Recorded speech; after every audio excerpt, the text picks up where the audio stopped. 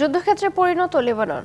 দক্ষিণে বৈরুতে হেজবুল্লাহর বিভিন্ন আস্তানা নিশানা করে অন্তত ১২ দফা বিমান হামলা চালিয়েছে ইসরায়েল।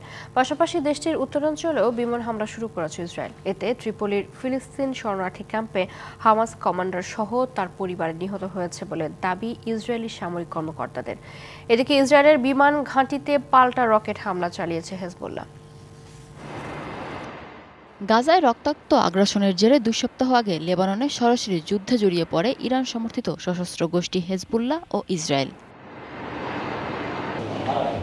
সম্প্রতি লেবাননের হেজবুল্লাহর অবস্থান লক্ষ্য করে আকাশ ও স্থলপথে হামলা শুরু করে ইসরায়েলি সামরিক বাহিনী, যা এখনও চলছে।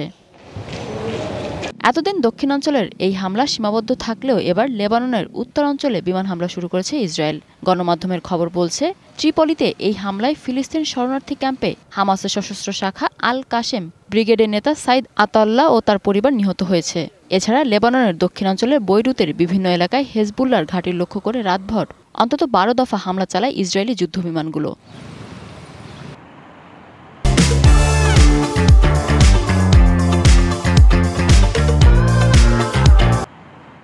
তেল আবিব বলছে, হেজবুল্লাহর রকেট হামলা চালানোর ঘাঁটিগুলো ধ্বংস না হওয়া পর্যন্ত হামলা চলবে।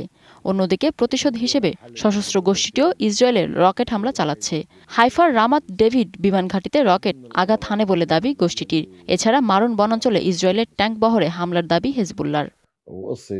তবে যুদ্ধ ও সহিংসতার বরাবরের মতোই বাস্তুচ্যুত হচ্ছে সাধারণ মানুষ। লেবানন জুড়ে ইসরায়েলের হামলায় ২০ লাখের বেশি মানুষ এরই মধ্যে উদ্বাস্তু হয়েছেন। মধ্যপ্রাচ্যে বিস্তৃত অঞ্চল জুড়ে যুদ্ধের সংখ্যা বাড়ায় এখন পর্যন্ত ২৩ দেশ নিজ নাগরিকদের সরিয়ে নিয়েছে। মিনা ফেরদাউস, ডিবিসি নিউজ ডেস্ক।